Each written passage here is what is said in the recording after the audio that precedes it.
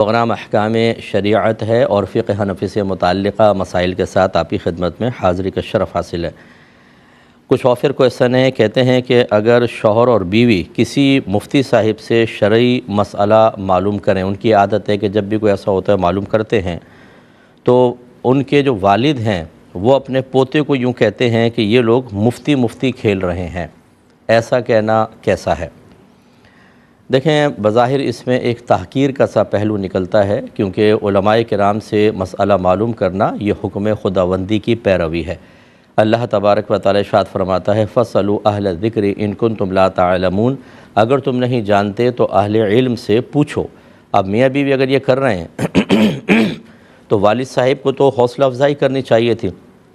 اب پوتے کے پاس سامنے اس طرح کہنا کہ تو مفتی کھیل رہے ہیں، یہ ایک مذاق کی سی صورت ہوتی ہے، اور جس چیز کا اللہ تبارک و تعالی نے حکم دیا اس کو اتنا ہلکا اور مذاق کے طور پہ پیش کرنا کہ چھوٹے بچوں کے نگاہوں میں اس کی اہمیت باقی نہ رہے، یہ بالکل غلط ہے۔ ان کے والد صاحب کو چاہیے کہ اللہ کی بارگاہ میں توبہ کریں۔ ویسی اوور ایج ہوں گے، اب آخری عمر کے اندر اس طرح کے مذاق مستیاں اچھی نہیں لگتی ہیں، کیونکہ یہ پھر بعض اوقات کفر تک پہنچا دیتی ہیں، اور آخری وقت میں انسان کافر ہو کے مر جائے، خدا نہ خواستہ، یہ بہت خطرناک چیز ہے۔ نبی کریم صلی اللہ علیہ وسلم نے ارشاد فرمایا کہ بعض اوقات بندہ ساری زندگی نیک اعمال کرتا ہے، حتیٰ کہ جنت سے ایک قدم کے فاصلے پر رہ جاتا ہے، لیکن پھر اللہ تبارک و تعالیٰ کا لکھا ہوا اس کے سامنے آتا ہے، یعنی جو اللہ نے اس کے لیے قسمت میں لکھا ہے، اور وہ کافر ہو کر مرتا ہے، یعنی وہ جہنمی ہو جاتا ہے۔ اچھا، وہ لکھے ہوئے سے مجبور نہیں ہوتا، بلکہ اللہ تبارک و تعالیٰ نے اپنے علم سے جانا ہوتا ہے کہ یہ شخص آخری وقت میں اپنے قدرت و اختیار سے کون سا مذہب اختیار کرے گا یا کون سی غلطی کرے گا جس کی بنا پر اسلام سے باہر ہو کر پھر اس مذہب پہ مرے گا، تو وہ پھر اللہ نے لکھوایا ہے۔ تو بعض اوقات ایسا بھی ہوتا ہے، اس لیے بڑی احتیاط کرنی چاہیے، اور اگر وہ ایسے کوئی فادر ہمیں سن رہے ہیں، ناراض نہ ہوں، احتیاطاً چاہیں تو تجدید ایمان اور تجدید نکاح بھی کر لیں۔ یہ کہتے ہیں کہ اگر ایک کسی خاتون کو شادی کیے ہوئے 10 سال ہو گئے ہیں، اور زوجہ جو ہیں وہ ابھی ینگ ہیں، شاید 22 سال میں ہو تو 32 سال کی ہیں، اور شوہر باہر جا کے انہوں نے دوسری شادی کر لی اور پہلی بیوی کو بالکل اگنور کر دیا، چھوڑا نہیں ہے۔ اب وہ عورت کہتی ہیں، ان کی ایک بیٹی بھی ہے، تو عورت کہتی ہیں کہ کیا میں ایسے ہی زندگی گزار لوں کہ شوہر نہ آتا ہے، نہ کال کرتا ہے، نہ بات کرتا ہے، نہ کوئی حق ادا کرتا ہے، اور یا پھر میں طلاق کا مطالبہ کر کے، کیونکہ میں ابھی جوان ہوں، میں کہیں اور شادی کر لوں؟ اگر میں نہیں کرتی اور میری ایج اگر نکل جاتی ہے، اس کے بعد نہ میں اس کی رہوں گی اور نہ شادی کی رہوں گی، پھر زندگی ایک اذیتناک زندگی بن جائے گی، کیا حکم شرع ہے؟ دیکھیں، ویسے تو بغیر کسی وجہ کے، یعنی ویلڈ ریزن کے، معقول وجہ کے، عورت کا شوہر سے مطالبہ طلاق کرنا حرام اور گناہ کبیرہ ہوتا ہے۔ نبی کریم صلی اللہ علیہ وسلم نے فرمایا کہ جو عورت اپنے شوہر سے بغیر کسی عذر کے، بغیر کسی وجہ کے مطالبہ طلاق کرے، وہ بروز قیامت میدان محشر میں جنت کی خوشبو بھی نہیں پا سکتی۔ یہ اتنا بڑا گناہ ہے۔ لیکن اگر کوئی معقول وجہ ہے تو بالکل شریعت اجازت دیتی ہے کہ وہ مطالبہ طلاق کر لے، جیسے کہ یہ ایک بالکل معقول وجہ ہے۔ یہ شوہر کا بہت بڑا ظلم ہے اور حرام اور گناہ کبیرہ ہے کہ ایک زوجہ کو ٹائم دینا، اس کے پاس رہنا، اور دوسری کو بالکل معلقہ چھوڑ دینا۔ کیا اس کے تقاضائے نفسانی نہیں ہیں؟ کیا وہ اپنے شوہر سے کچھ اپنے دل کی باتیں نہیں کرنا چاہے گی؟ معافی ضمیر، وہ شوہر کے ساتھ گھومنا پھرنا نہیں چاہے گی؟ اسی طرح جو بچی یہاں پر ہے، جب وہ اسکول جاتی ہوگی، بچیاں پوچھتی ہوں گی تمہارے والد کہاں ہیں، اور وہ جب اسکول لینے جاتی ہے تو خالی ماں لینے جاتی ہے، تو سوالیہ نگاہیں۔ تو یہ بہت ہی ایک اذیتناک زندگی ایک شخص نے دی ہوئی ہے، اور اس طرح کے جتنے حضرات مجھے سن رہے ہیں، ان کا انجام آخرت میں اگر یہ توبہ نہ کریں بہت ہی برا ہونے والا ہے۔ یہاں تو پرواہ نہیں ہوتی ہے کہ ٹھیک ہے جی بس ٹھیک ہے، اچھا ہو سکتا ہے ان بہن کا بھی قصور ہو، اس وجہ سے وہ گئے ہوں وہاں پر، اس کا مجھے انکار نہیں، لیکن یہ طریقہ کار بہرحال پھر بھی غلط ہوگا۔ اگر ان کا قصور ہے اس کا کوئی حل نکالنا چاہیے، لیکن یہ طریقہ کار غلط ہے۔ تو خلاصہ کلام یہ ہے کہ یہ بہن بالکل مطالبہ طلاق کر سکتی ہیں، ان سے طلاق لیں اور عدت گزارنے کے بعد کسی اور سے نکاح کر لیں۔ یہ کہتے ہیں کہ یہ پڑوسی ملک سے کویسچن تھا کہ اگر گورنمنٹ کوئی ایسا قانون بنا دے کہ جو ہمارے مذہب کی کسی بڑی رسم کے خلاف ہو، اور ہمارے ایریے کے جو مولوی حضرات ہیں، مفتیان کرام ہیں، وہ اس قانون کی بنیاد پر یہ کہیں کہ اپنی مذہبی رسم کو نہ کرو، اس قانون کو فالو کرو، اور جو اس مذہبی رسم کو کرے گا ہم اس کا جنازہ نہیں پڑھائیں گے، تو کیا حکم شرع ہوگا؟ دیکھیں، دو باتیں ہیں یہاں پر۔ ایک بات تو یہ ہے کہ جو علماء کرام نے اس طرح کہا ہے اگر وہ جید علماء ہیں، سلجھے ہوئے علماء ہیں، تو پھر یہ دیکھا جائے گا، پھر حسن ظن قائم کرنا واجب ہے کہ وہ صرف ایک دھمکارے ہوں گے، وہ حقیقتاً اس طرح کا پریکٹیکل نہیں کرنا چاہ رہے ہوں گے. اور اس کی وجہ یہ ہوگی کہ بعض اوقات انسان ایک جوش اور جذبے میں کوئی کام کر دیتا ہے، اور وہ ملکی مثلا ایک قانون بنایا، غلط ہے قانون، ٹھیک ہے، لیکن اس کو فالو نہ کرے، اس کے خلاف چلے جائیں، تو پوری کمیونٹی جو ہے وہ عذاب میں آ جاتی ہے، اور اس کے لیے مسائل کھڑے ہو جاتے ہیں. ہر ایک پریشر برداشت کر نہیں سکتا. کسی کے گھر میں جوان بچیاں ہوتی ہیں، کسی کے جوان زوجہ ہوتی ہے، کسی کے بوڑھے ماں باپ ہوتے ہیں. کوئی بہت ہی غریب ہوتا ہے کہ اگر اس کو جیل میں ڈال دیا جائے تو پیچھے گزارا مشکل ہے، مانگ مانگ کے گزارا ہوگا. اس طرح کے بہت سارے حالات ہوتے ہیں. علماء ان چیزوں کو دیکھ رہے ہوتے ہیں.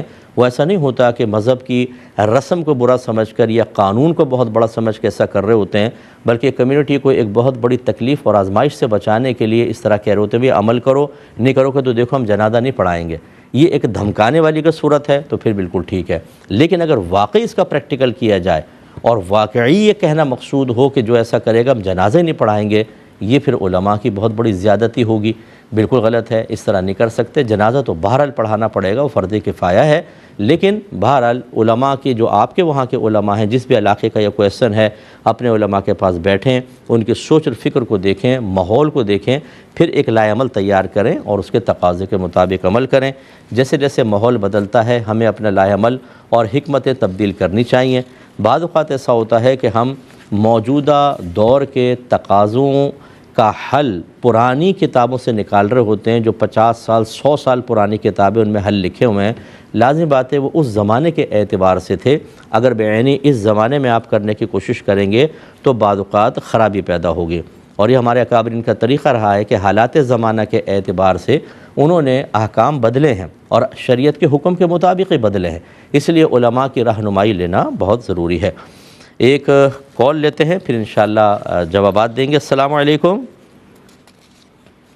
جی السلام علیکم. جی وعلیکم السلام.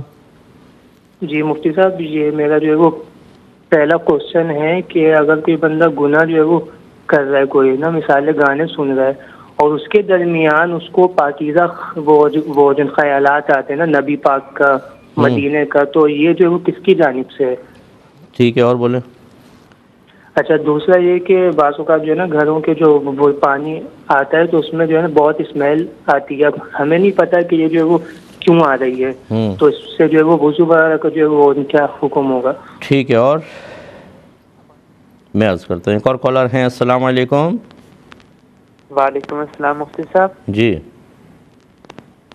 جی بولیے. مفتی صاحب میرا سوال یہ ہے کہ رنگ ٹون کو الارم یا کال رنگنگ پہ لگانا کیسا، اور کوئی کلام لگا سکتے ہیں؟ مطلب اذان کو کہہ رہے ہیں؟ اذان کو نہیں، رنگ ٹون کو. ہاں، اس کو کیا کرنا ہے؟ جو ہوتا ہے. چلے میں بتاتا ہوں. ٹھیک ہے، میں عرض کرتا ہوں. دیکھیں، پہلی بات تو یہ ہے جو انہوں نے پوچھا کہ اگر کوئی گانا وغیرہ لگایا ہوا ہے، پہلی بات تو گناہ ہی نہیں ہونا چاہیے. اب اس کے بیچ میں اچانک نبی کریم صلی اللہ علیہ وسلم کا خیال آ گیا یا مدینہ منورہ کا خیال آ گیا، تو یہ دیکھیں جو دل میں خیالات آتے ہیں وہ 3 طرح کے ہوتے ہیں. کبھی تو وہ نفس کی طرف سے ہوتے ہیں، کبھی شیطان کی طرف سے ہوتے ہیں، اور کبھی فرشتے کی طرف سے ہوتے ہیں.